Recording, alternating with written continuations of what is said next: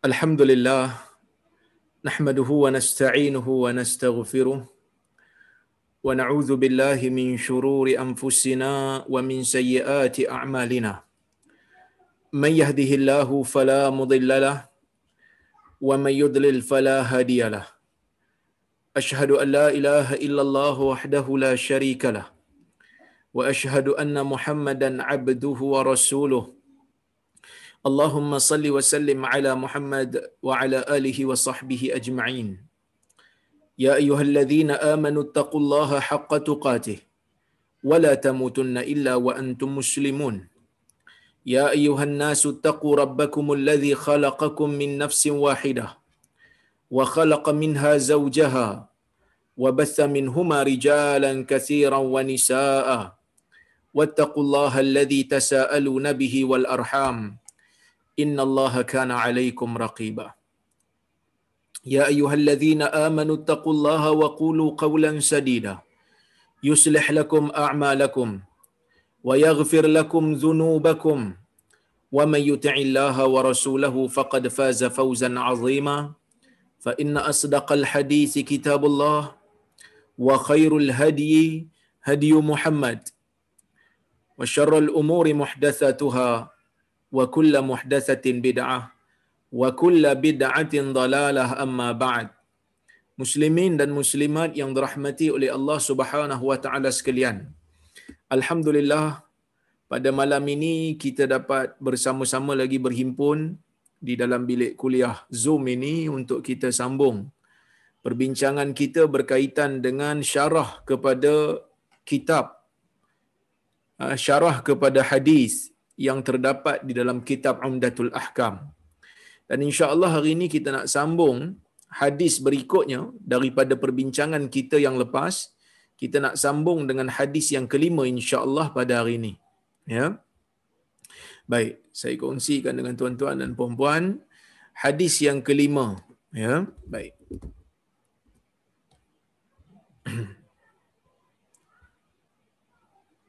Kata Al-Imam Abdul Ghani Al-Maqdisi, an Abi Hurairah radhiyallahu anhu anna Rasulullah sallallahu alaihi wasallam qala la yabulanna ahadukum fil ma'id da'im alladhi la yajri thumma yaghtasilu minhu. Al-Bukhari, rawahu Al-Bukhari wa Muslim. Wali Muslim, la yaghtasilu ahadukum fil ma'id da'im wa huwa junub. Rawahu Muslim. Maksudnya, daripada Abi Hurairah radhiyallahu anhu, kata Abu Hurairah, sesungguhnya Rasulullah sallallahu alaihi wasallam bersabda, la yabulanna ahadukum, jangan ada salah seorang daripada kamu membuang air kecilnya di dalam air yang bertakung, di dalam air yang bertakung yang tidak mengalir. Summa yaghtasilu minhu, kemudian dia mandi daripada air tersebut. Hadis riwayat Al-Imam Al-Bukhari dan Muslim.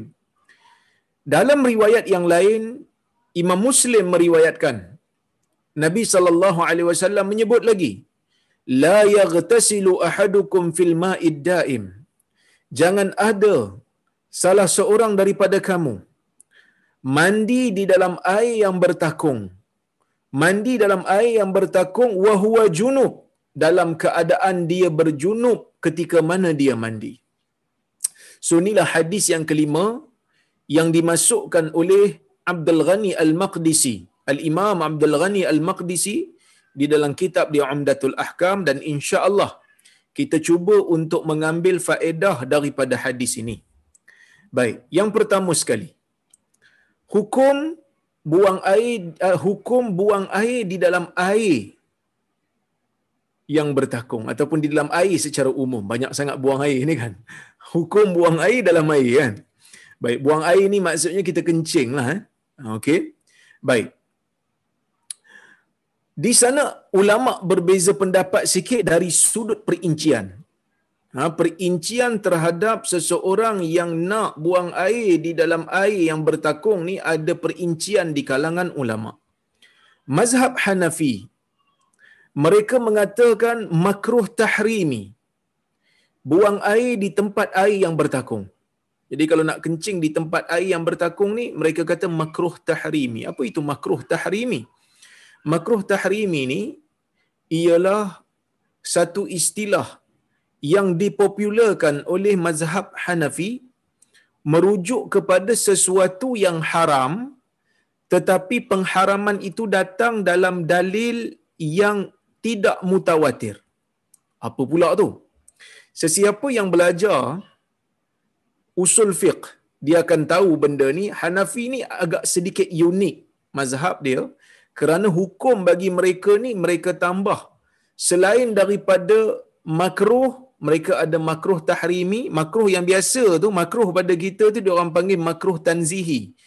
Makruh yang haram mereka panggil tahrimi. Makruh tahrimi ni kalau buat dosa, kalau tak buat dapat pahala lah, maksudnya sebab kita taat kepada Allah. Kalau ditinggalkan tu kerana Allah, dapat pahala. Makruh tanzihi pada Hanafi tu sama macam kita, tapi di sana ada haram juga.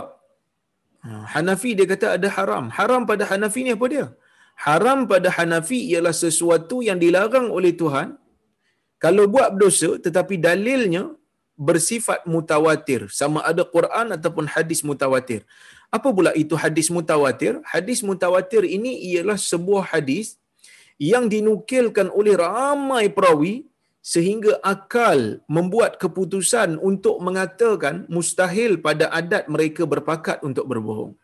Jadi hadis mutawatir ni dia berada di peringkat yang tinggi, sehingga kan akal kata confirm betul dah ni, sebab ramai sangat yang cerita benda ni. Jadi kalaulah kata pengharaman ataupun larangan sesuatu perkara itu datang dalam Al-Quran ataupun hadis mutawatir, Hanafi akan panggil dia haram. Kalau hadis tersebut tidak mencapai tahap mutawatir, hadis sahih katakan, tetapi tidak mencapai tahap mutawatir, contoh ada 2 je sanad bagi hadis tersebut, maka hadis itu mencapai tahap makruh tahrimi. Kalau larangan itu larangan yang kita tak ada pilihan, mesti kena buat.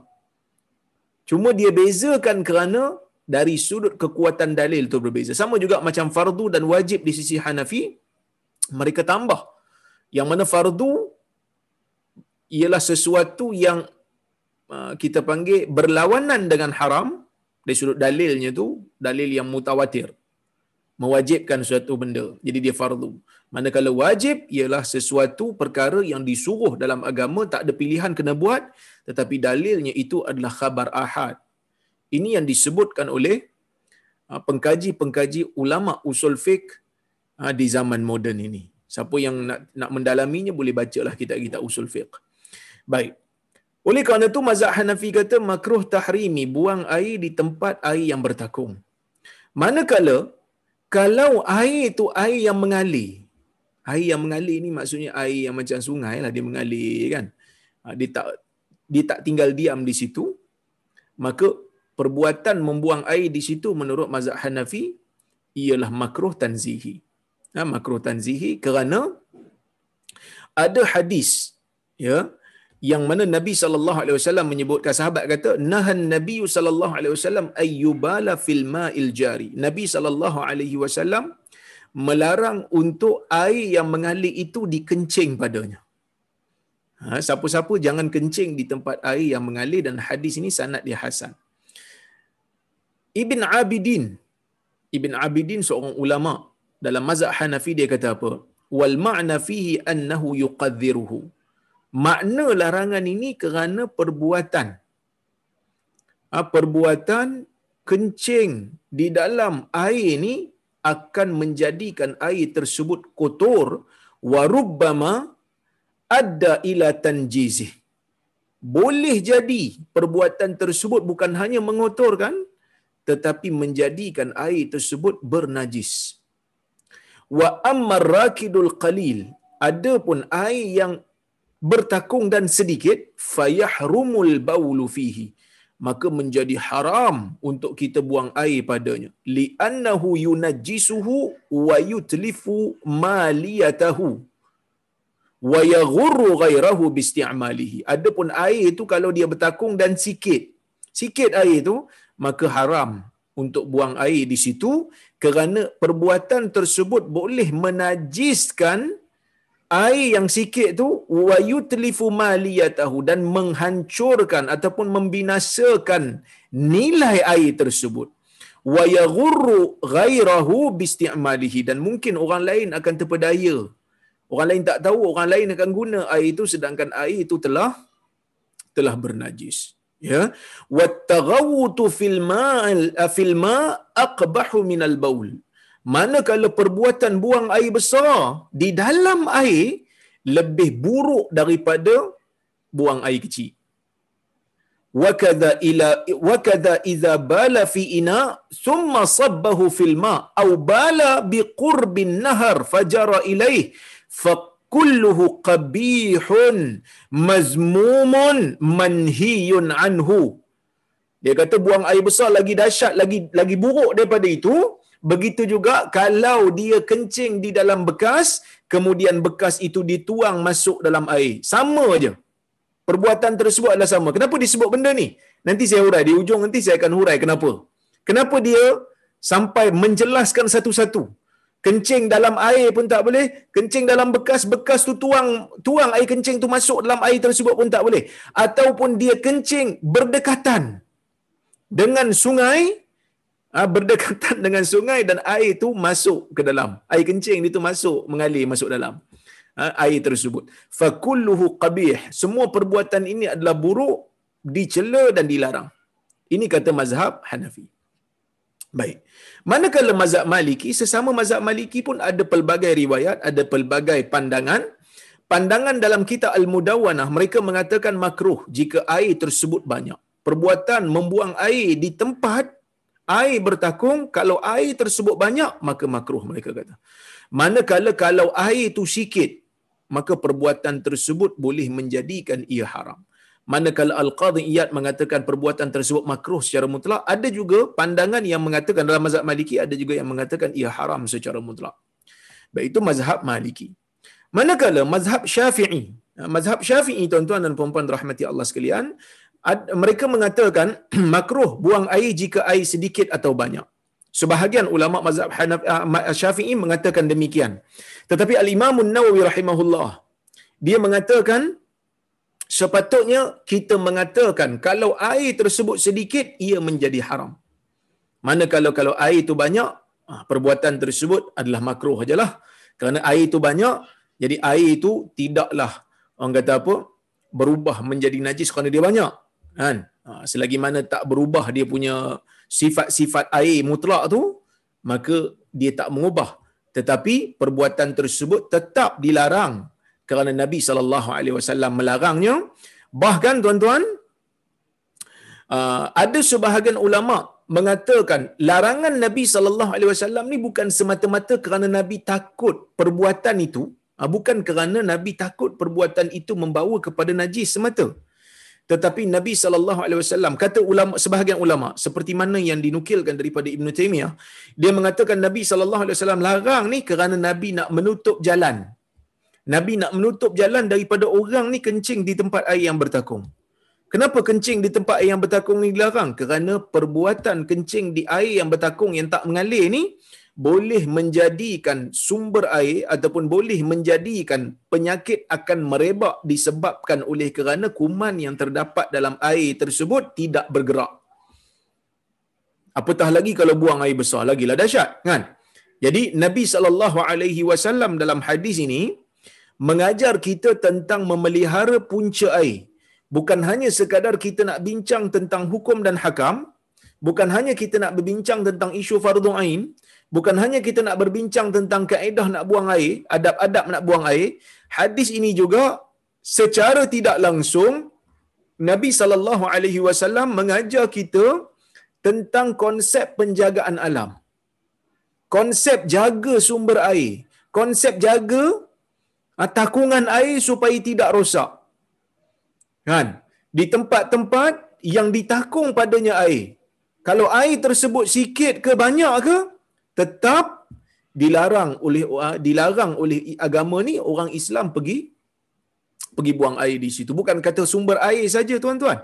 Dalam hadis yang lain riwayat Abu Daud juga, Nabi SAW larang orang buang air di tempat orang berhimpun. Di tempat orang-orang berhimpun ni dilarang untuk buang air. Seperti mana dalam hadis Nabi SAW kata, ittaqul la'anain. Takutlah kamu kepada dua puak yang membawa laknat. Dia penyebab laknat datang pada dia. Siapa dia? Bila orang tanya, bila sahabat tanya kepada Nabi SAW, Nabi kata, allazi yatakhalla fi tariqin nas wa fi dhillihim, atau kama qala. Yang mana Nabi kata pembawa laknat, penyebab laknat itu datang kepada dia ialah apabila dia ni buang air di tempat fi tariqin nas, di jalan manusia, wa fi dhillihim, dan di tempat manusia berteduh. Di jalan manusia dok lalu kat situ, dia pergi buang najis kat situ. Dia pergi buang air kat situ. Manusia dok berteduh bawah pokok tu, dia pergi buang air kat situ. Perbuatan ini Nabi SAW larang, dan perbuatan ini ataupun larangan ini sebenarnya ada konsep menjaga alam. Menjaga environment, supaya environment itu tidak busuk, supaya environment itu bersih, supaya environment itu tidak menjadi penyebab kepada penularan penyakit. Yang mana kita tahu kan, penyakit-penyakit seperti kolera, penyakit macam-macam jenis penyakit lah, akan mudah untuk merebak apabila sumber air itu dikotorkan dengan kencing dan juga tahi manusia. Oleh kerana tu, kalau orang kata Islam tidak menjaga alam, kita kata orang Islam je mungkin tak jaga alam. Tapi kalau kita semak kepada hadis Nabi SAW, kita akan nampak Nabi SAW mengarahkan kita, menganjurkan kepada orang Islam untuk menjaga alam ini. Tapi sedih jugalah bila kita tengok negara orang Islam kadang-kadang kotor. Negara orang Islam kadang-kadang tak jaga pun sumber air, sungai kotor dan sebagainya. Negara orang yang bukan Islam pula jaga sumber air, jaga sungai, jaga environment, buang sampah ikut disiplin. Tapi orang Islam menyedihkan. Jadi sepatutnya adab menjaga alam ini sepatutnya kita didik lagi, daripada kita didik kepada generasi kita semenjak dia orang kecil lagi. Daripada kecil-kecil tu kita di sekolah kindergarten tu, di sekolah tadika tu, kita dah hajar mereka Islam suka kepada umat dia yang menjaga alam ini, yang menjaga environment ini. Itu benda yang sangat penting yang kita sendiri kena didik anak-anak kita juga perasaan yang sama. Sayangi alam. Nak buang sampah, jangan buang sampah keluar. Buang sampah di dalam tong sampah yang ada di dalam kereta. Kadang-kadang kita pun tengok kan, senang hati je dia buka tingkap, buang keluar. Puntung rokok, kotak rokok, pampers anak, semua dia buang. Kenapa dia buang? Kerana dia rasa kalau buang tu tempat aku bersih, di luar aku tak peduli. Ini selfish tuan-tuan. Ini selfish. Maksudnya ini adalah perbuatan mementingkan diri sendiri. Patutnya ini masukkanlah dalam plastik. Jumpa tong sampah, buanglah. Yang mana sikap orang Islam dalam isu ni bagi saya lah sebahagian sifat orang Islam menyedihkan. Sepatutnya kita kena ubah mentaliti. Menjaga alam ni patut orang Islam ni kena champion. Sepatutnya orang Islam ni kena orang kata apa, kena juarai benda ni, kerana dalam hadis, dalam tradisi kita ada benda ni. Kan? Sungai-sungai, orang tengok orang bukan Islam, sungai-sungai di tengah-tengah bandaraya. Kan? Saya pernah pergi ke London lah, jemputan untuk berceramah di sana. Dia orang bawa saya pergi ke sungai apa tengah-tengah kota London, Sungai Tim ke apa. Saya tengok Sungai Tim bersih. Kan? Bersih lah daripada sungai kita yang ada dekat tengah-tengah bandar, yang kadang-kadang kotor, yang kadang-kadang berbau. Sepatutnya kita kena ubah. Kita kena ubah tuan-tuan. Kena ubah mentaliti. Sungai adalah tempat hidupan untuk hidup, sumber air untuk kita kena jaga dan kita kena pelihara. Sebab sungai ini bukan kita punya, kita hanya ambil manfaat dan kita akan serahkan penjagaan tersebut kepada generasi yang akan datang. Kalau kita tak jaga, sungai sampai jadi terlalu kotor, terlalu busuk, terlalu sampai rosak sumber air, maka apa yang kita nak wariskan kepada generasi berikutnya? Ini menakutkan. Jadi dalam hadis ini secara tidak langsung Nabi SAW mengisyaratkan kepada kita untuk kita menjaga alam ini. Okey. Baik, ini mazhab Syafi'i. Kita pergi kepada mazhab Hambali. Hambali kata berdasarkan kepada hadis ini, mereka mengatakan, Hambali pun ada dua pandangan dalam isu ini, sekadar kajian saya. Mereka, sebahagian daripada mereka kata makruh buang air kecil jika air bertakung ataupun air mengalir tapi air itu sikit. Manakala buang air besar haram, mereka kata. Kerana apa? Kerana mereka menganggap buang air besar akan membinasakan air tersebut. Manakala kalau buang air kecil ini, dia sikit dan mungkin air tidak berubah, mungkin air banyak dan sebagainya. Sebahagian ulama Hambali kata haram kencing di air bertakung sama ada banyak ataupun sikit. Ada yang kata haram teruslah sama ada banyak ataupun sedikit, tak kira. Dia kata oleh kerana larangan Nabi SAW ni jelas, maka kita kena amalkan larangan ni, kita kena kata benda ni haram. Walau bagaimanapun ada yang kata makruh ataupun kata haram, kita sebagai orang yang beriman, bila ada je larangan daripada Nabi SAW, tak kiralah benda tu haram ataupun makruh, kita sebagai orang Islam kena patuh kepada arahan Nabi SAW, jangan kencing di tempat air yang bertakung. Jangan kencing di tempat air yang bertakung. Terutamanya kalau air yang bertakung itu sedikit yang akan mencemarkan kalau kita pergi buang air dalam tu. Okey, itu yang kita dapat daripada hadis tersebut. Kemudian kita pergi kepada perbahasan yang berikutnya. Nabi SAW tadi bukan hanya menyebutkan tentang air kencing yang diletakkan di dalam air yang bertakung. Nabi SAW juga melarang seseorang untuk yang berjunub untuk mandi di dalam air yang bertakung. Baik. Saya sebutkan di situ, saya kata ulama. Sekarang ni kita nak tengok hukum celup badan dalam air yang bertakung. Hukum celup badan dalam air yang bertakung. Baik, ulama sepakat bahawa seorang yang suci apabila dia masuk ke dalam air yang banyak, iaitu air tersebut melebihi 2 kolah. 2 kolah ni kalau ikut ukuran dia 1 hasta 1/4. 1/4 hasta. Itulah lebih kurang. Dia punya ukuran. Kalau panjang dan lebar dia lebih kurang lah. Ada yang cuba untuk kira dengan liter, dia kata lebih kurang dalam 300 ke 307 liter. Let's say kita bundarkan jadi 310 liter lah lebih kurang. Air 2 kolah. Kenapa 2 kolah? Kerana di sana ada riwayat daripada Nabi SAW yang menyebutkan 2 kolah. Qullatain, 2 kolah.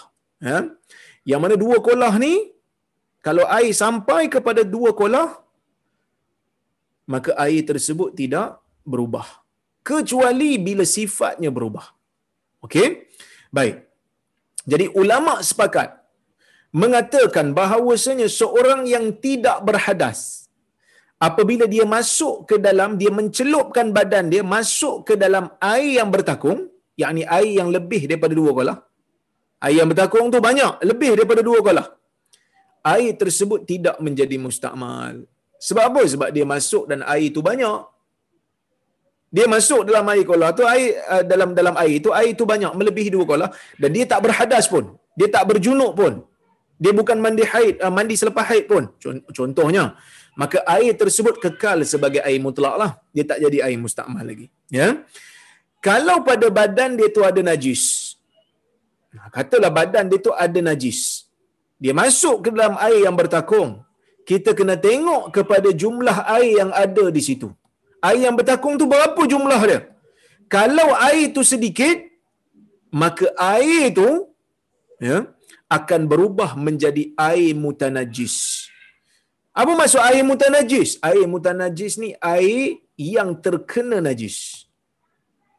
Kalau dia kurang daripada 2 kolah, majoriti ulama kata walaupun dia tak berubah, selagi mana dia tak cukup 2 kolah, selagi mana dia telah terkena dengan najis, maka air itu telah menjadi mutanajis. Dan air mutanajis ni air yang tidak boleh lagi digunakan untuk mengangkat hadas, untuk mengambil wudu, untuk mandi wajib dan sebagainya, sebab dia tu sendiri telah terkena najis.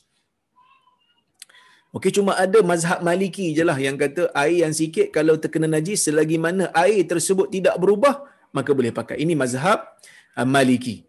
Itu mazhab Maliki. Tapi mazhab majoriti, dia kata tak cukup 2 kolah, terkena je najis.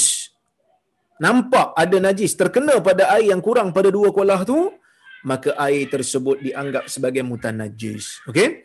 Baik. Jika banyak dan sifat air tidak berubah, maka jika air tu banyak, orang tu masuk, air banyak dalam tu, dia ada najis, dia masuk, air tu banyak melebihi 2 kolah, dan air pun tak berubah sifat dia, kekal macam air mutlak, maka air itu kekal menjadi air mutlak. Baik, jika seseorang berjunub, katalah dia berjunub, dia masuk ke dalam air yang bertakung, dia masukkan badan dia, dia celupkan badan dia dalam air yang bertakung, maka kita kena lihat aspek berikut. Yang dua perkara. Yang pertama, keadaan air yang bertakung tu macam mana, apa jumlah dia, dan niat. Kena tengok niat dia apa. Ya, jika air bertakung tu mengalir, jika air yang bertakung yang dicelup tu mengalir, maka makruh kita celup badan berdasarkan hadis tadilah. Ya, kalau dia mempunyai mata air ke, kan, okey. Kalau dia celup badan dalam tu, air yang bertakung tu tidak menjadi mustakmal lah, kerana air tersebut, ya, mengalir dan air itu banyak. Walaupun dia mengangkat, dia berniat untuk mengangkat hadas. Tapi kalau air sedikit dan dia tak berniat untuk mengangkat hadas, Maliki kata dia air tu sikit dan dia pun tak niat untuk angkat hadas, Maliki kata air yang berdekatan dengan dia dalam kolam yang dia masuk tu menjadi mustakmal. Maka tetapi Syafi'i dan Hanbali, mazhab Syafi'i dan mazhab Hanbali mengatakan air itu kekal mutlak lah, sebab dia tak berniat nak angkat hadas lagi. Tapi kalau dia berniat mengangkat hadas, dia masuk tu memang dia nak angkat hadas, dia masuk tu memang nak mandi wajib, ya, majoriti ulama mengatakan air menjadi mustakmal kalau air itu sikit. Manakala sebahagian ulama Hanbali kata air menjadi mustakmal dan mandi tak sah. Majoriti kata mandi tu sah, sebab dia dah masuk dalam air itu, dah angkat dah hadas dia, dah terkena air seluruh anggota badan, dia dah boleh naik. Air tersebut menjadi mustakmal kalau air itu sikit. Okey? Jumlah Hanbali dia kata tak sah sebab air itu sikit, dah jadi mustakmal, masuk-masuk dah jadi mustakmal lah. So dia kata tak boleh. Ya? Baik. Hukum menggunakan air mustakmal untuk mengangkat hadas. Yang ni ada khilaf di kalangan para ulama. Air mustakmal ni apa? Kita kena tahu dulu air mustakmal. Air mustakmal ni ialah air yang telah digunakan untuk mengangkat hadas. Air yang telah digunakan untuk mengangkat hadas, yang ni air mustakmal. Maksud air yang tercerai daripada badan setelah kita mengangkat hadas daripada anggota badan, sama ada wudu ataupun mandi wajib. Itu air mustakmal. Ya? Baik.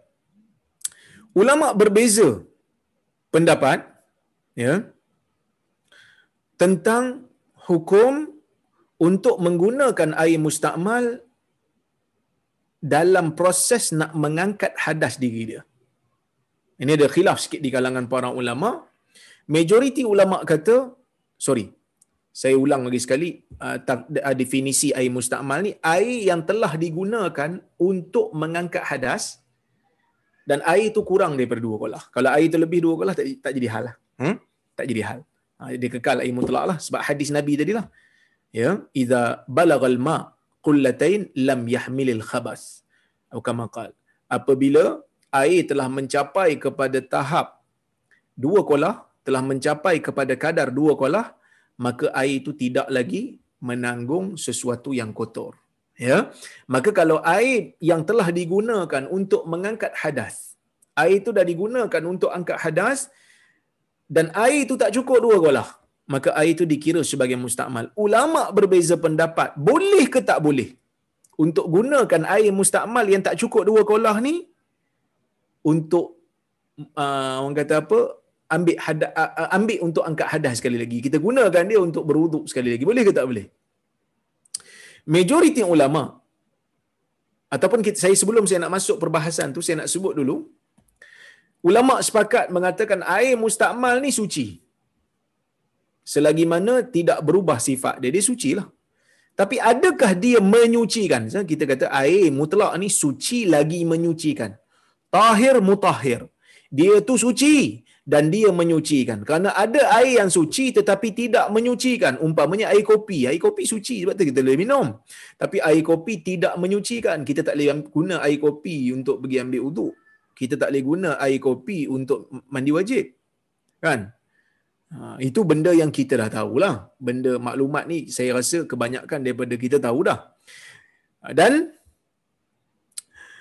setelah mereka bersepakat mengatakan perkara ini, setelah mereka bersepakat mengatakan air mustakmal ni adalah air yang suci, mereka berbeza pendapat dalam isu adakah air mustakmal ini boleh digunakan untuk mengangkat hadas ataupun boleh digunakan untuk menyucikan yang lain.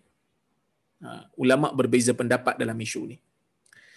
Okey, majoriti ulama kata air mustakmal ni tak boleh pakai untuk mengangkat hadas. Tak boleh.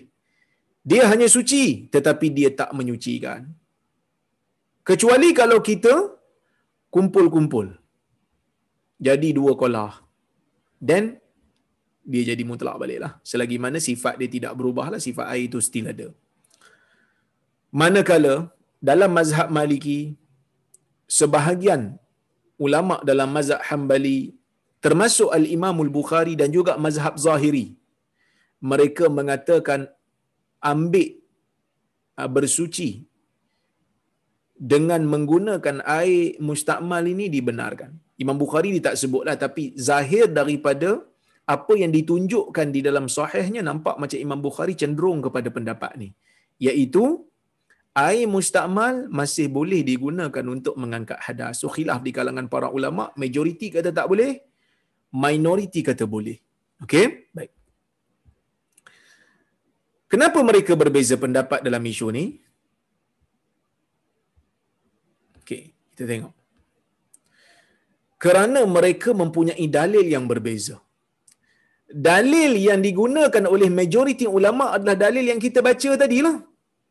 Yang kita dok baca dalil tadi tu, itulah dalil yang digunakan oleh majoriti ulama untuk mengatakan air mustakmal ni tak boleh pakai untuk bersuci lagi.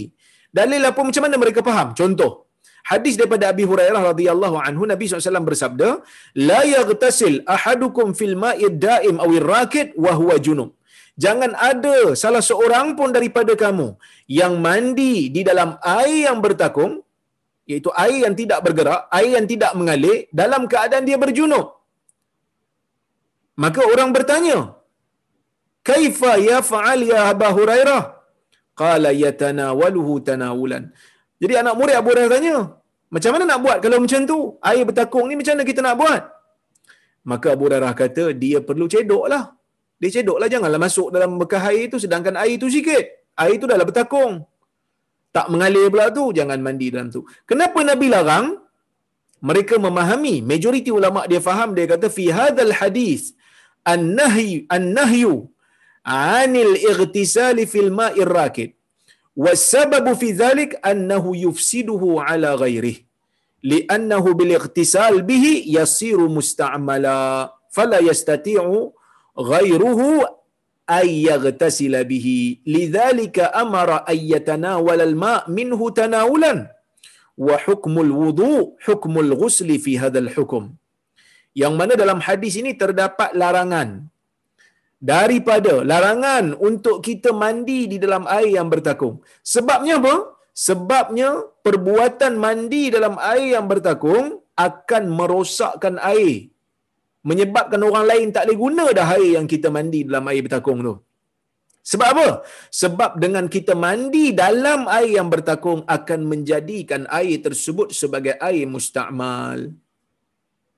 Menjadikan air tersebut sebagai air yang mustakmal. Fala yastati'u ghairuhu ay yaghtasila bihi, sehingga orang lain tak mampu lagi nak guna air yang telah kita gunakan itu. So mereka faham, bila Nabi SAW suruh cedok, bila Abu Hurairah SAW suruh Abu Hurairah radhiyallahu anhu suruh cedok, maksudnya Abu Hurairah tu mengisyaratkan bahawa mandi dalam air yang bertakung yang dilarang oleh Nabi tu sebabnya akan menjadikan air dalam tu musta'mal. Bila musta'mal tak boleh pakai lagi dah. Itu yang mereka fahamlah. Begitu juga Al-Imam An-Nawawi rahimahullah, dia memberikan alasan juga untuk mengatakan air musta'mal ni memang tak boleh pakai lagi untuk digunakan sebagai air untuk mengangkat hadas sekali lagi selagi mana tidak sampai kepada dua qolah. Kata dia, annan nabiyya sallallahu alaihi wasallam wa ashabahu radhiyallahu anhum ihtaju fi mawatin min asfarihim al-kathirati ila al-ma wa lam yajma'u al-musta'mal li isti'malihi marratan ukhra. Ini alasan yang digunakan oleh Al-Imam An-Nawawi rahimahullah untuk mengatakan air musta'mal ni tak boleh lagi digunakan. Walaupun air itu suci, tapi air itu tak boleh guna dah. Sebab apa? Sebab dia kata Nabi sallallahu alaihi wasallam dan para sahabat mereka dalam permusafiran yang banyak. Waktu musafir zaman Nabi sallallahu alaihi wasallam, Nabi musafir dengan para sahabat dan ada waktu-waktu yang memang mereka memerlukan air. Kalau betul air musta'mal, kalau betul air musta'mal boleh digunakan lagi, kenapa mereka tak kumpulkan balik air yang telah digunakan oleh orang lain untuk berwuduk? Itu persoalannya. Bila mereka tak guna semula air yang telah digunakan, sedangkan mereka mampu untuk menggunakannya kalau mereka perlu, sedangkan mereka memang memerlukan air tersebut, maka ini menunjukkan air musta'mal tu memang tak boleh guna dah untuk bersuci. Sebahagian ulama yang tidak bersetuju dengan pandangan ini, mereka mengatakan bahawasanya Nabi dan para sahabat yang tak kumpulkan air ni yang telah digunakan untuk berwuduk, tak boleh untuk kita kata ia confirm sebab ia tak boleh digunakan lagi sebab dah hilang dah sifat mutlak dia tu, ataupun dah hilang dah sifat suci lagi menyucikan itu, kerana mungkin mereka tak himpun sebab ada perasaan istiqdhar. Orang dah guna air untuk berwuduk ataupun untuk mandi, kita nak ambil balik, nak guna balik, nak kumpul balik, nak guna balik, dia ada unsur istiqdhar. Istiqdhar ni maksudnya rasa macam geli sikitlah nak pakai. Geli sikit nak pakai. Ataupun ada juga di kalangan mereka yang cuba untuk menjawab dalil ini dengan mereka mengatakan susah nak himpunkan kerana air yang telah jatuh setelah berwuduk tu telah jatuh di atas tanah, jatuh di atas tempat-tempat yang susah untuk dikumpulkan balik. Tapi alasan yang kedua ni ataupun jawapan yang kedua ni kurang kuatlah, kurang kukuh, kerana boleh je tadah bekas kan. Tapi yang kedua tu mereka kata mungkin ada unsur istighzar, sebab mereka kata kalau itu menjadi alasan, patutnya kita tak boleh juga kata air musta'mal ni suci, sebab Nabi pun tak pernah arahkan sahabat untuk kumpul untuk minum air itu balik, sedangkan air itu adalah air yang suci. Tapi bagi saya dalam isu ni sebenarnya adalah isu ijtihad, ya. Isu ni isu ijtihad yang mana dalil bercanggah-canggah dalam masalah ini, ya, dalil bercanggah-canggah dalam masalah ini. Oleh kerana itu kita jangan orang kata apa, jangan begitu orang kata taksublah dengan pandangan kita berlapang dada dalam masalah ni. Minoriti yang mengatakan air musta'mal ni still boleh digunakan untuk berwuduk, mereka guna dalil yang umum ajalah. Yang pertama, Allah Subhanahu wa taala berfirman, wa anzalna minas sama'i ma'an tahura. Kami telah menurunkan daripada langit itu air yang suci lagi menyucikan. Yang dia kata selagi mana itu adalah air, maka dia termasuk dalam firman Allah ini. Sebab firman ni, firman Allah Ta'ala ni umum, dia kata. Ma'an tahura, air yang suci lagi menyucikan. Kan? Air musta'mal pun sama sifat macam air hujan, dia kata. Cuma bezanya air musta'mal ni dia sikit dan telah digunakan untuk berhadas, untuk mengangkat hadas. Maka dia kata bolehlah pakai sebab sifat sama. Begitu juga Nabi SAW menyebutkan dalam sebuah hadis yang umum, innal ma' tahur la yunajjisuhu syai'. Air itu adalah suci lagi menyucikan dan tidak ada sesuatu pun yang dapat menajiskannya. Hadis ini riwayat Abu Daud dengan sanad yang sahih. Jadi ada dua pandangan yang mengatakan yang berbeza dalam isu ini. Kalau tanya saya, wallahu alam, dari sudut orang kata apa, selamatnya, ambillah air lain selain daripada air mustakmal, keluar daripada khilaf. Walaupun orang kata apa, kekuatan dalil tu ada pada dua-dua mazhab. Habis tu yang Nabi larang untuk orang junub mandi dalam air bertakung tu sebab apa? Bukan untuk mustakmal ke? Mereka kata Nabi larang tu supaya tidak mengotorkan air. Bukan kerana menjadikan air itu mustakmal. Tak nak mengotorkan. Tak nak mengotorkan air tersebut sebab kalau dia masuk dalam air yang bertakung tu dengan badan-badan dia sekali masuk, orang lain dah tak berapa selesa nak guna air yang sama. Orang dah mandi dalam tu, orang dah berendam dalam tu, adakah kita sanggup lagi untuk kumur menggunakan air yang sama? Jadi kita tanyalah diri kita kan. Jadi sebab itu Nabi SAW larang. Menurut pandangan orang yang mengatakan air mustakmal ni still boleh digunakan lagi. Tapi kesemua ni ahli sunnah lah. Semua ni mazhab ahli sunnah wal jamaah. Semua mereka telah berijtihad. Selamatnya jangan gunalah. Kita kat Malaysia ni air banyak. Alhamdulillah. Boleh kata setiap minggu hujan. So kita ambil air yang tak digunakan. Kecuali kalau air mustakmal itu dikumpul dalam bekas yang banyak sehingga cukup 2 kolah, maka tak menjadi isu lagi lah. Wallahu a'lam. Baik. Istinja dalam air. Hukum istinja dalam air saya bawakan kata-kata Al-Imam An-Nawawi rahimahullah dalam syarah Sahih Muslim. Yang mana Imam Nawawi kata wa amman rimasu man lam yastanji fil ma liyastanjiya fihi fa in kana qalilan bihaith yunajjis biwuqu'in najasah fihi atau bihaitsu yanjus biwuqu'in najasah fihi fahuwa haram lima fihi minat talattukhahu bin najasah wa tanjisil ma wa in kana kathiran la yanjus biwuqu'in najasati fi fahuwa haram terbalik dari sini. Okey. Wa in kana kathiran la yanjus bi'uqu'in najasati fihi fa in kana jariyan fala ba'sa bihi wa in kana rakidan falaysa biharam wala tadhharu karahatuhu li'annahu laysa fi ma'na al-bawl wala yuqaribuhu wala ijtanaba al-insanu hadha lakana ahsan wallahu a'lam. Imam Nawawi kata adapun perbuatan seseorang yang tidak beristinja lagi, dia buang air tapi dia tak istinja lagi, kemudian dia mencelupkan badan dia untuk dia celupkan badan dia dalam air untuk dia beristinja dalam air. Dia tak istinja lagi, dia baru lepas buang air. Dia tak istinja, lepas tu dia masuk dalam air untuk dia beristinja dalam air tu. Imam Nawawi kata kena tengok, dia kata. Kalau air yang dia masuk tu air yang sedikit sehingga menjadi najis air itu dengan jatuhnya bihaiz yanjus, yang mana air itu akan menjadi najis dengan jatuhnya najis di dalamnya, maka perbuatan itu dikira sebagai haram. Kenapa haram? Sebab dia telah menggumulkan, dia telah melumurkan najis pada badan dia lah. Sebab bila badan dia najis, masuk dalam air, air telah menjadi mutanajis, semua satu badan kena mutanajis tanpa ada hajat, maka dilarang oleh ulama. Kerana kita orang Islam sepatutnya menjauhi najis, bukannya melumurkan badan dengan najis. Wa tanjisil ma, dan juga dia perbuatan dia menajiskan air. Itu maksud perbuatan itu dikira membazir lah, menajiskan air. Tak boleh kalau air sikit, tak cukup 2 kolah. Jika air banyak, yang mana air tersebut tidak akan menjadi najis walaupun dengan terjatuhnya najis dalam tu, dan jika air tersebut air yang mengalir, maka tak ada masalah, dia kata, untuk masuk dan beristinja dalam air tersebut.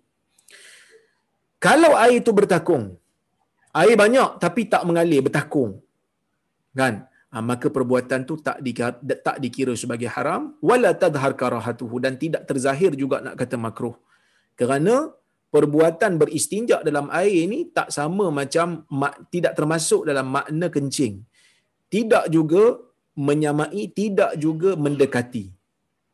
Tak, sebab air kencing ni kita buang banyak dalam tu. Manakala istinja kita mungkin basuh saja, kesan-kesan saja kita dah kencing di tempat lain umpamanya, kan? Kalaulah seseorang insan itu menjauhkan daripada perbuatan ni. Maksudnya kalau dia tak buat juga walaupun air tu banyak, dia tak buat juga, dia tak masuk, dia istinja di luar, dia cedok, dia istinja di luar, dia cedok, dia istinja di luar, lakana ahsan.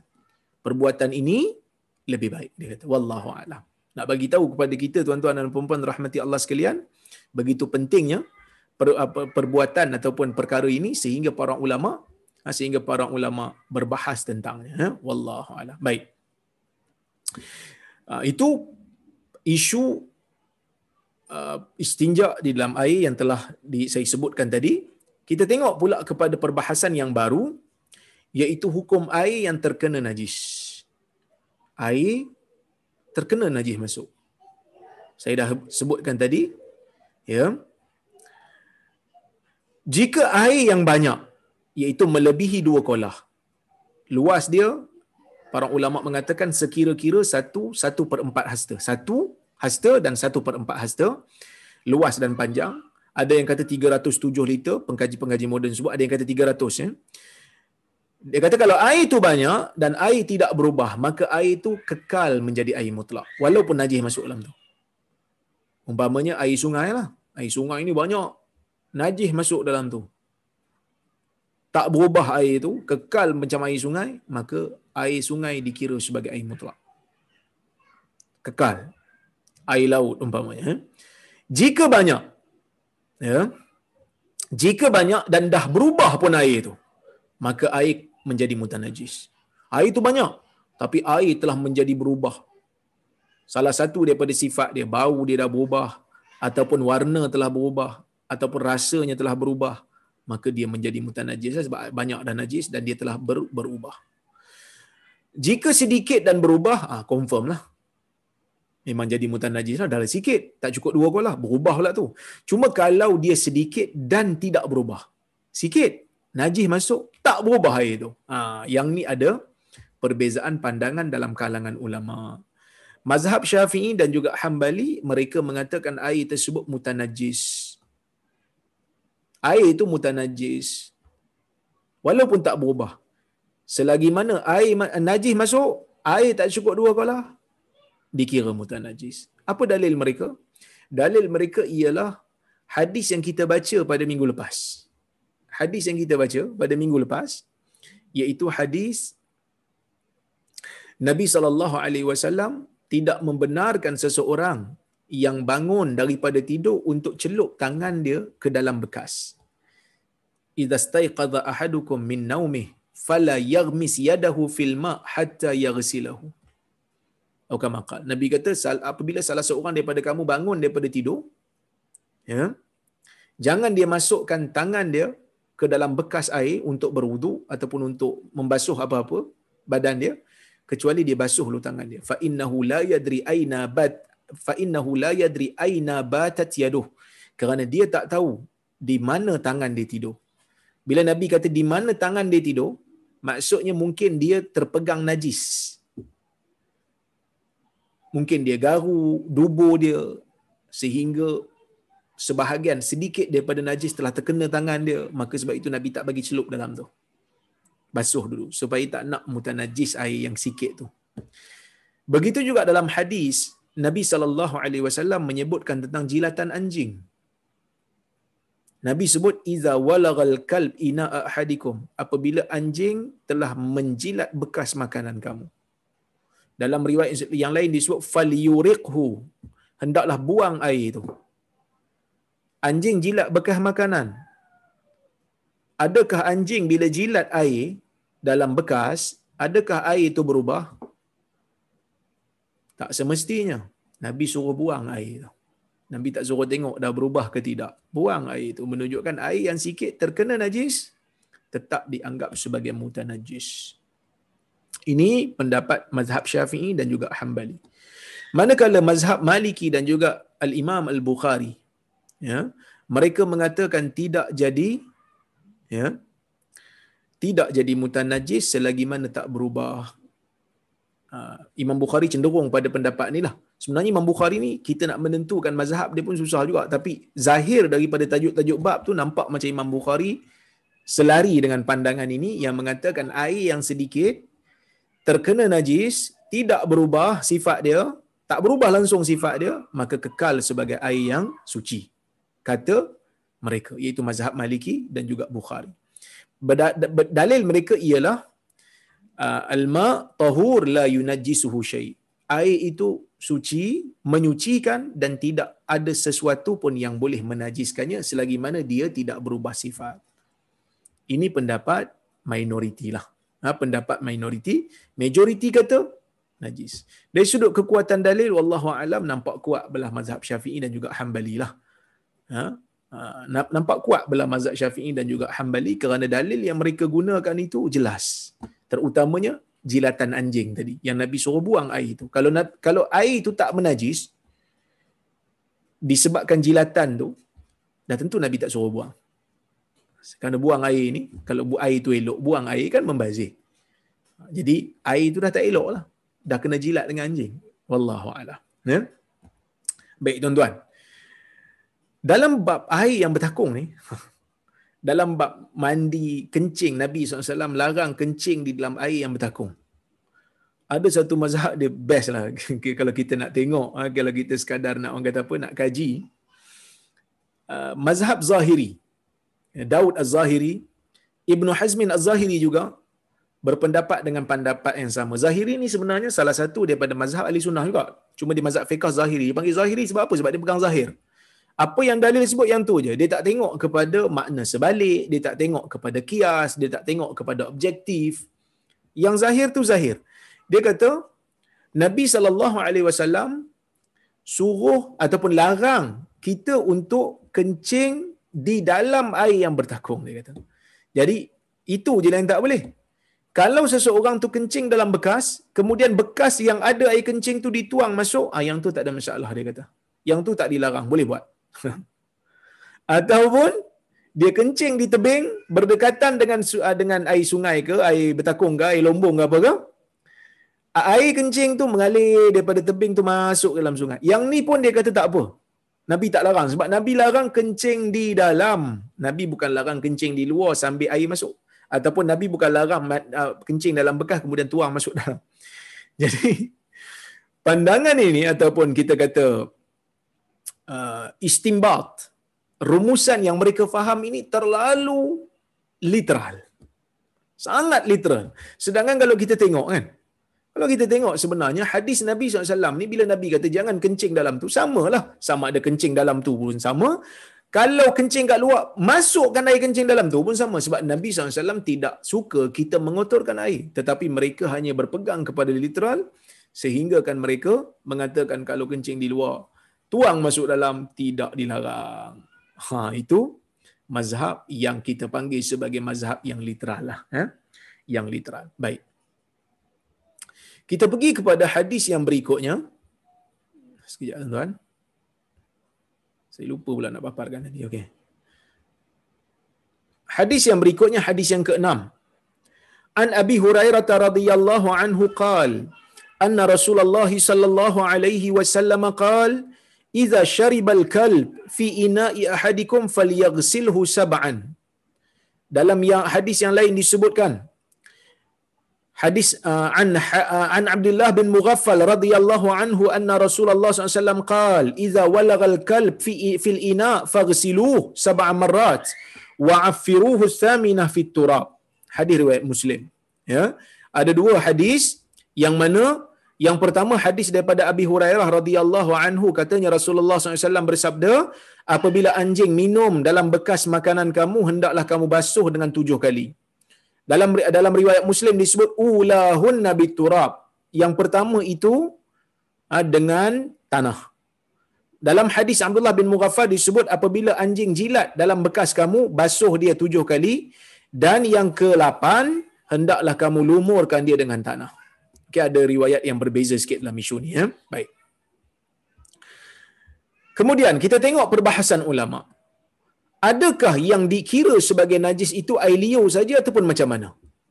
Mazhab Syafi'i mengatakan keseluruhan badannya adalah najis. Anjing ni seluruh badan. Air liur, bulu, kaki, tulang, najis dia, air kencing dia, semua najis mughalladhah lah. Ya. Hanafi kata bulu tidak najis, yang kata najis ni peluh dan air liur dia.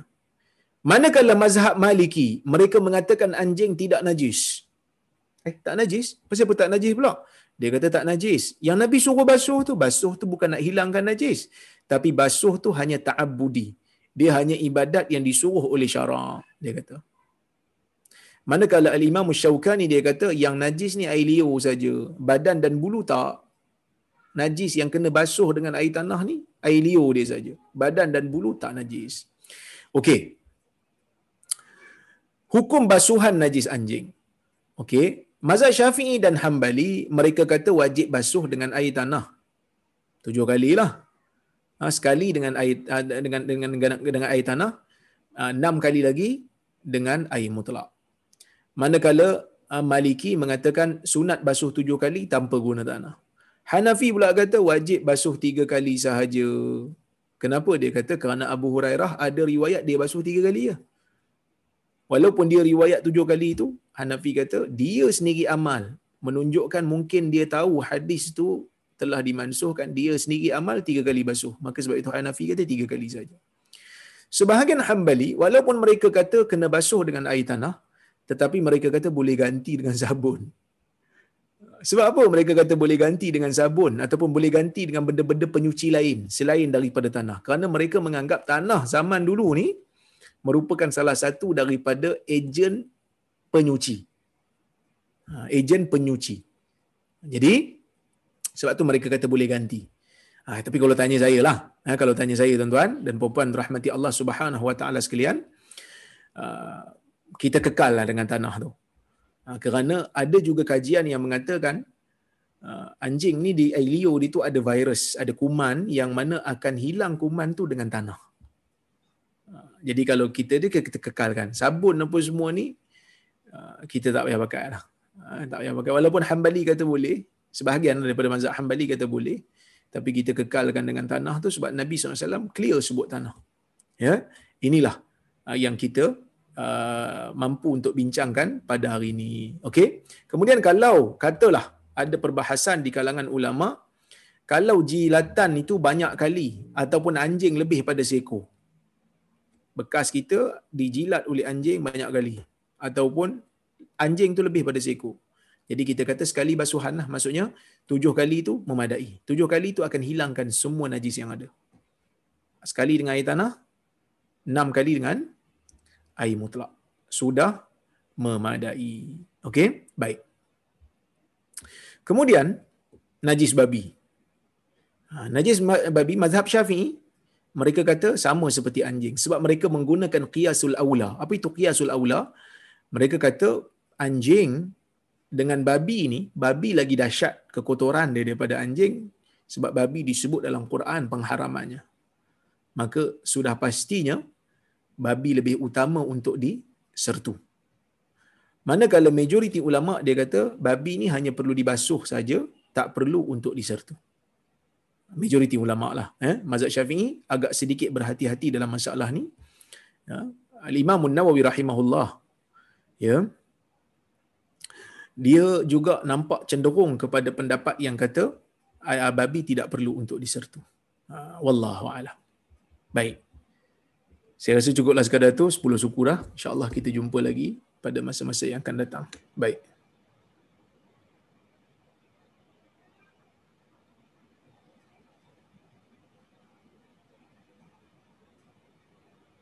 Ada yang minta share screen.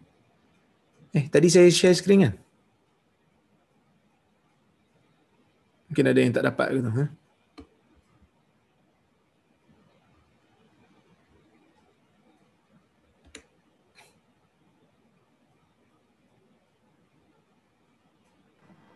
Salam Doktor. Waalaikumsalam.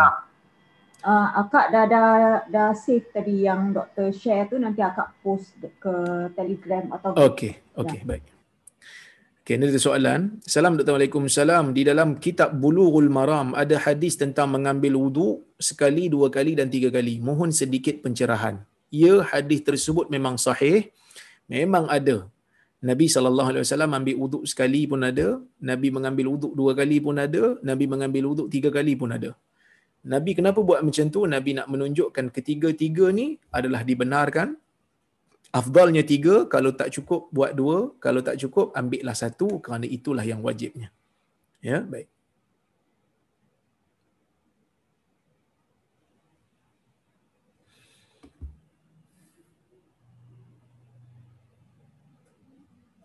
Assalamualaikum Dr. Waalaikumsalam. Maaf lari tajuk. Jika kita tidak mengikut urutan wudu, contoh wudu yang tidak mengikut urutan bahagian kepala, telinga dan janggut,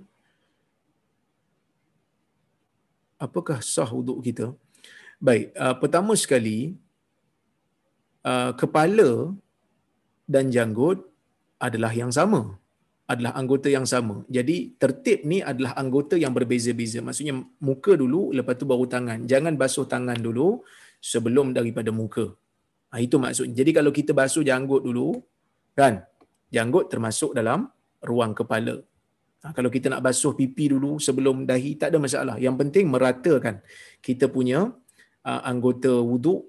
Muka ni bermula daripada tempat tumbuh rambut sehingga ke dagu, bawah dagu sikit, kemudian daripada telinga ke telinga sikit. Ya, wallahu a'lam. Salam Ustaz. Waalaikumsalam. Masih ramai meragui tentang memegang khinzir. Adakah perlu menyamak ataupun sertu? Saya dah sebut tadi, majoriti ulama mengatakan tidak perlu sertu, hanya perlu dibasuh biasa, manakala mazhab Syafi'i sertu. Jadi kalau kita rasa macam tak apa nak confident, dia kata Ustaz nak basuh macam biasa, nak taklid kepada mazhab Syafi'i, tak ada masalah. Mazhab Syafi'i juga adalah mazhab yang muktabar. Tapi majoriti ulama tidak bersetuju dalam masalah ini. Kerana apa? Sebab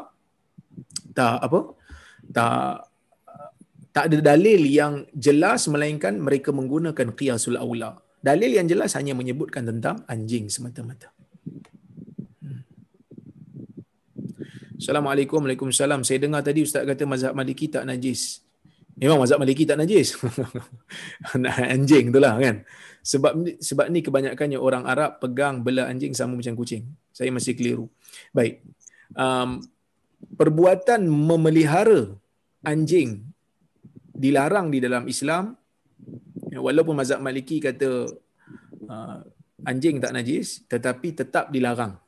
Cuma adalah khilaf di kalangan para ulama, adakah larangan itu berbentuk makruh ataupun larangan itu berbentuk haram. Tetapi hadis jelas mengatakan sesiapa yang membela anjing, dia mesti bela untuk keadaan yang tertentu saja, iaitu untuk menjaga kebun ataupun untuk menjaga orang kata apa, haiwan ternakan, ataupun untuk memburu. Itu sahaja yang dibenarkan. Ya. Baik.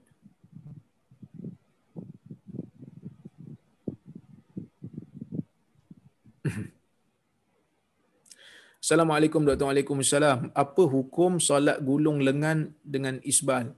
Memang ada hadis daripada Ibnu Abbas radhiyallahu anhuma yang mana dia menyebutkan Nabi SAW melarang seseorang yang salat menggulung, orang kata apa, melipat tangan baju ataupun kaki seluar dia.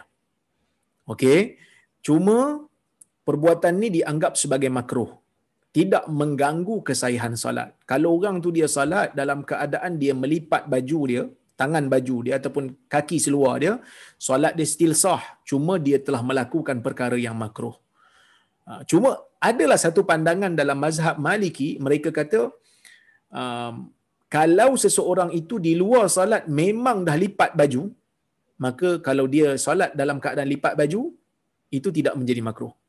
Tetapi majoriti ulama tak, mereka tak memandang kepada perkara itu, mereka pandang sama ada di luar solat dia lipat ke tidak, tapi bila nak masuk solat, pastikan tangan baju, kaki seluar dibuka. Kerana mereka tak nak orang Islam ni menyamai perbuatan orang yang sombong. Perbuatan orang yang sombong, jadi tak nak baju kotor terkena lantai umpamanya, maka lepaskan dia. Cuma ada satu isu lah, iaitu isbal pula. Kan isbal ni orang lelaki dilarang. Orang lelaki dilarang untuk memakai pakaian bawah daripada buku lali. Berdasarkan kepada hadis Nabi sallallahu alaihi wasallam yang mana Nabi sallallahu alaihi wasallam menyebutkan ma tahtal ka'bain ma asfal minal ka'bain fa finnar atau kama qala, apa yang berada di bawah pada buku lali maka dalam neraka. Tetapi hadis ini ulama berbeza pendapat. Sebahagian ulama mengatakan isbal bagi orang lelaki ni haram secara mutlak. Mutlak tak boleh. Selagi mana bukan stokin lah. Stokin dia pakai daripada bawah ke atas, yang ni daripada atas ke bawah. Kalau dia pakai jubah, dia pakai seluar daripada atas ke bawah, tak boleh pakai bawah daripada buku lali. Sebagian ulama berpegang kepada mazhab yang umum, yang mutlak, mengatakan apa keadaan sekalipun tak boleh pakai bawah pada buku lali. Jadi kalau ada yang berpegang dengan mazhab ini, yang berpegang dengan pendapat ini, mereka berhadapan dengan dua isu. Sama ada nak melepaskan kaki seluar sehingga bawah pada buku lali dan terlibat dalam perkara haram, ataupun melipatnya kerana ia makruh. Maka sebahagian daripada ahli ilmu kata lipat tu makruh lebih utama daripada buat benda haram. Itu kalau pegang pada mazhab tu lah.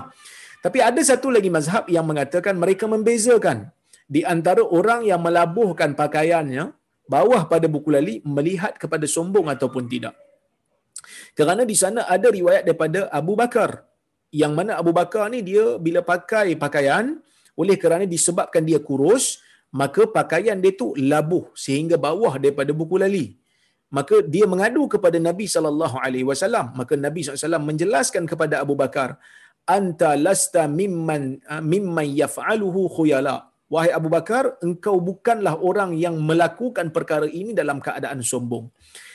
Hadis ini menunjukkan kepada kita bahawasanya yang dimaksudkan oleh Nabi SAW di sebalik larangan melabuhkan pakaian adalah sombong.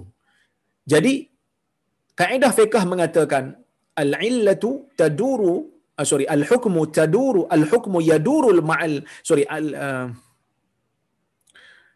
al-hukmu yaduru ma'a illatihi wujudan wa adama. Hukum akan berlega, ataupun al-illatu taduru ma'al hukmi wujudan wa adaman. Illah itu akan berputar pada hukum sama ada ataupun tak ada hukum itu. Maksudnya kalau ada illah maka ada hukum. Ada illah maka ada hukum. Tak ada illah maka tak ada hukum. Jadi kalau seseorang itu ataupun di negeri itu, di zaman sekarang umpamanya, orang memakai pakaian yang labuh, tak ada pun terlintas dalam jiwa dia ataupun dalam pemikiran dia ia sombong, tidak terlintas juga pada pandangan orang lain untuk mengatakan dia sombong, maka perbuatan itu tidak lagi terikat dengan hukum yang dilarang oleh Nabi sallallahu alaihi wasallam, sama seperti Abu Bakar tadi. Abu Bakar tadi Nabi sallallahu alaihi wasallam sebut. Mungkin ada di kalangan yang tak setuju, dia kata Abu Bakar dia dah usaha tapi tak buat. Nabi sallallahu alaihi wasallam tak ikat dengan usaha dia. Nabi ikat bukan sombong. Engkau buat bukan kerana sombong. Maka sombong itu telah menjadi penentu di dalam hadis tersebut. Jadi saya cenderung pada pendapat yang ini, yang mengatakan kalau buat tak sombong maka tidaklah menjadi masalah.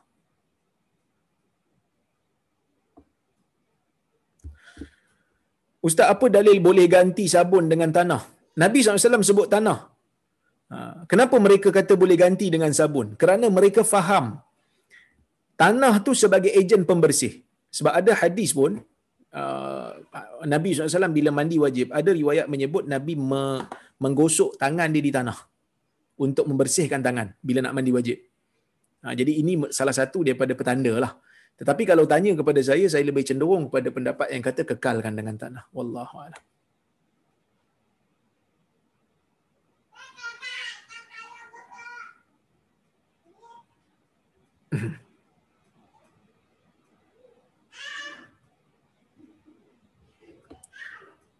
Macam mana dengan tanaman sayur jika kita tahu babi lalu kawasan tu? Boleh dimakan sayur tu? Kalau babi lalu, kan kita tak tahu dia apa ni orang kata makan ke tidak sayur tu, dan tak ada pun kesan, tak ada masalah lah untuk kita makan. Tapi seeloknya basuhlah dulu. Basuhlah dulu untuk ihtiyatan. Tapi sebenarnya itu bukan satu benda yang wajib selagi mana tak nampak bukti lah. Kalau ada nampak ataupun ada kesan, barulah ada hukum. Wallah.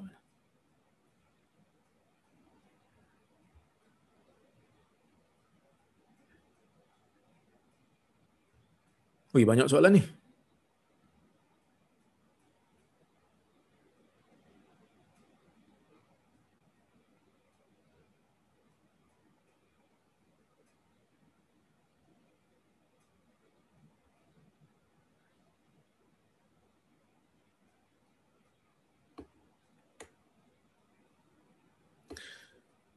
Assalamualaikum warahmatullahi wabarakatuh. Waalaikumsalam warahmatullahi wabarakatuh.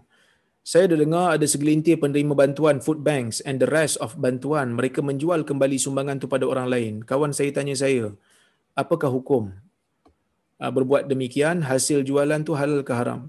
Yang ni kena tanya mufti, yang ni kena tanya fuqaha.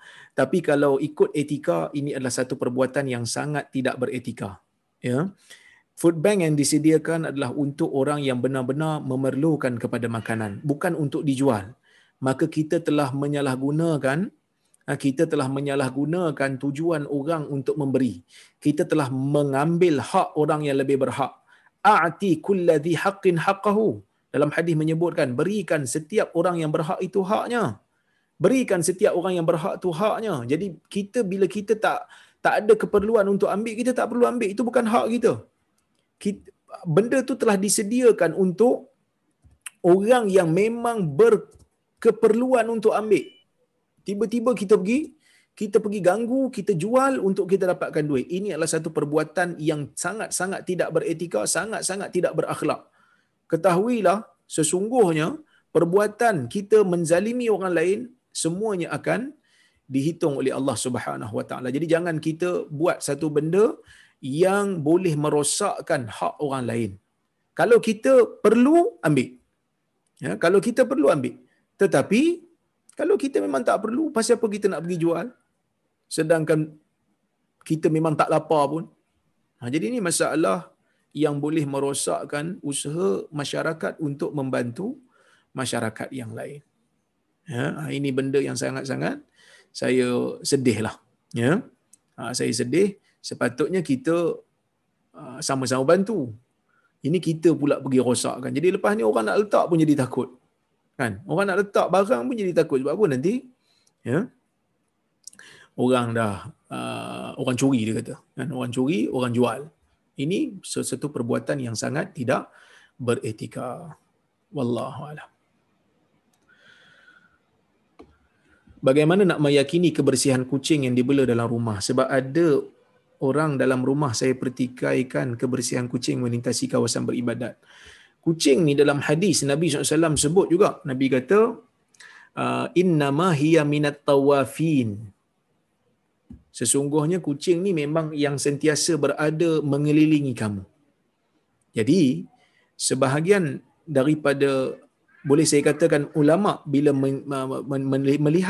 melihat kepada hadis ini, hadis ni riwayat Imam Malik dalam Muwatta, mereka mengatakan bahawasanya kucing ni suci. Begitu juga dengan air liur dia lah. Kecuali yang air kencing dia, tahi dia, yang tu najis lah. Air kencing dia dan tahi dia najis menurut majoriti ulama, tetapi dia punya badan dia adalah suci. Ya, begitu juga dengan air liur dia. Salat menjadi sah kalau dia duduk di atas tempat kita, kerana Nabi sendiri menyebutkan kucing ni memang sentiasa mengelilingi kita. Sebab kucing ni memang pet kita lah, kita bela dia. Jadi tak ada masalah lah kucing ni, kan? Cuma yang ada isu kalau dia punya bulu tu lah. Bulu tu ada isu sikit kalau bulu tu tercabut. Kerana ada sebahagian ulama yang mengatakan ia najis. Ada yang kata ia tak najis. Yang ni khilaf di kalangan para ulama. Tapi kalau bulu dia tak tercabut, yang ni tak ada masalah. Ya, okey.